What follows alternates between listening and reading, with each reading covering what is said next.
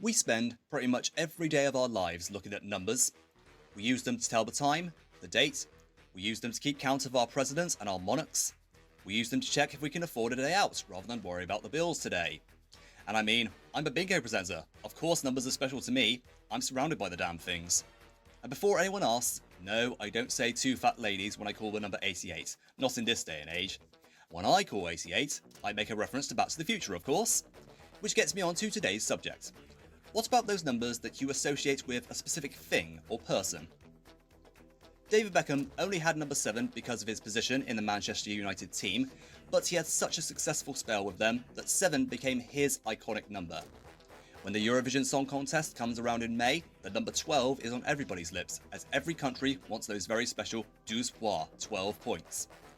My favourite musical is literally just a number, but because of the famous story it's about, most people will hear Six the Musical and say, oh, that's the one about Henry VIII's wives, isn't it? But today, we're here to talk about number 3, which I, very appropriately, associate with 3 individuals. Dale Earnhardt, Daniel Ricciardo, and of course, Henry the Green Engine. These individuals not only represent that number, but a very special message.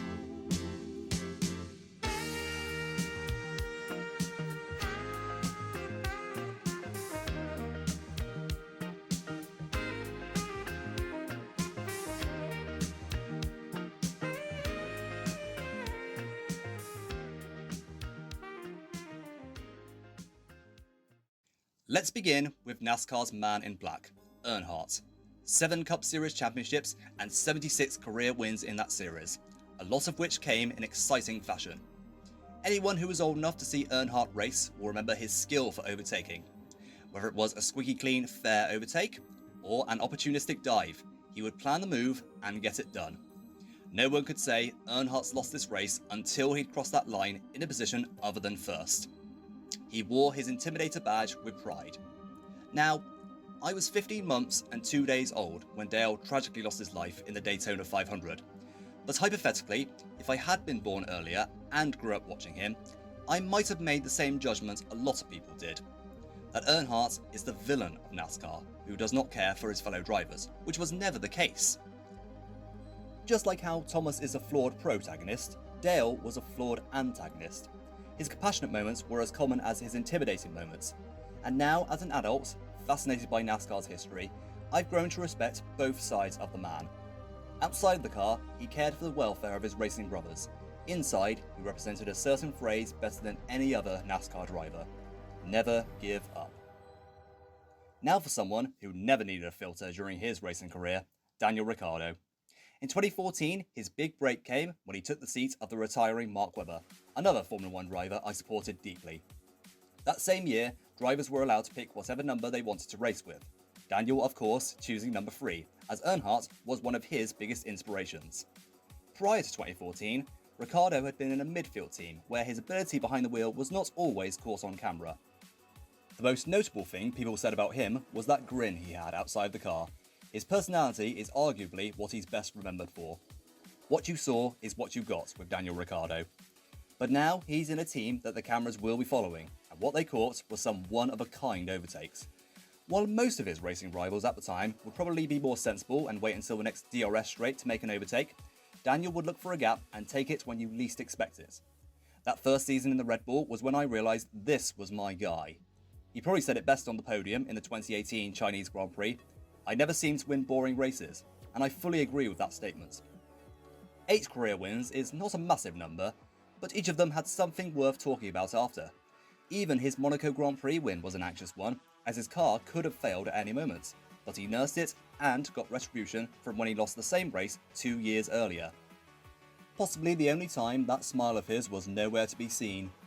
After leaving Red Bull, however, people will agree that things just weren't quite the same, and while Daniel's career ended on a sad note, I find it poetic that it never ended on his own terms. He was strapped into his Racing Bulls car for one hot night in Singapore, fairly confident that that seat was going to be Liam Lawson's at the next Grand Prix. With the race almost finished, he pitted for new tyres and took the fastest lap honours. On the penultimate lap of his racing career, he was faster than anybody else on the circuit. Ricciardo has said he has no regrets from his Formula 1 career. He left Red Bull because he didn't want to be their number 2 driver.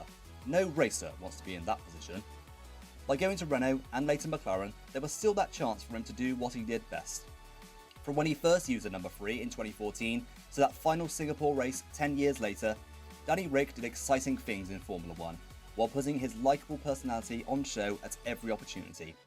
McLaren and Red Bull gave up on him, but he never gave up himself. I think you can see a theme developing here. And finally, we have Henry. I think we as a fandom have done a mighty fine job at summing up why Henry is a character worth looking up to. I've lost count of how many videos I've made recapping why I named my channel after this guy, and why he means so much to me. But here's a simple summary. Henry was pretty much a compromised engine from the start, being based on a rejected Nigel Gresley design that gave him steaming problems throughout the first years of his life. The concept of giving up on Henry was a very real possibility. Even he began to accept his fate. Fortunately, he got his second chance in the form of Special Coal and finally a much improved shape after an almost flawless morning run with the Flying Kipper. That was enough to convince the Topham Hatt. His number 3 engine wasn't done yet. In spite of getting the improvements he needed, Henry's ego barely grew an inch. Even though his closest friends were Gordon and James, two very egotistical characters, Henry never really lost the sensitive, compassionate sides to himself, as we saw in Henry's Forest, the episode I've gone on record of saying is the character's best episode, with the Flying Kipper a close second. Both of course mean the world to me, as does the character.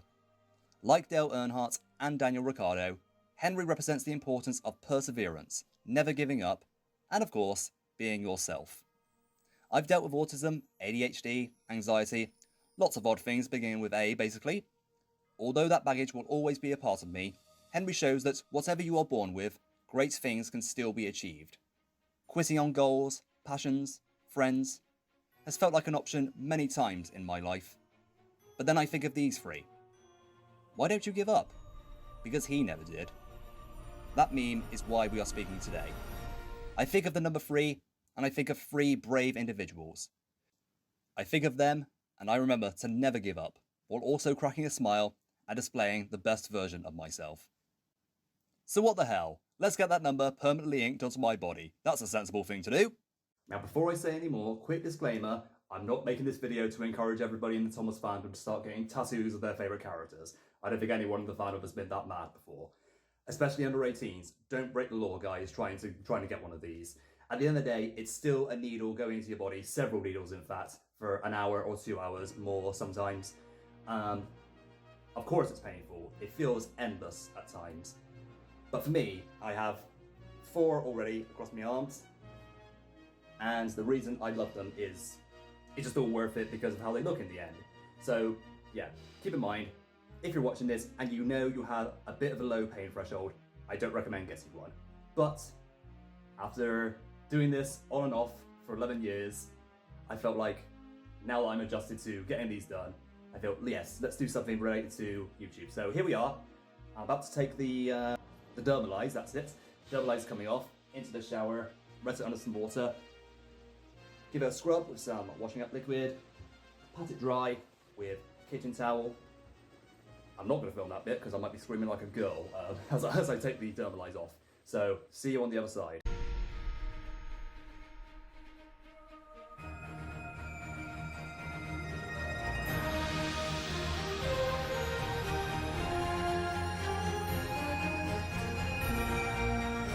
And there it is, Henry's number 3 on the right half of my leg for the rest of my life.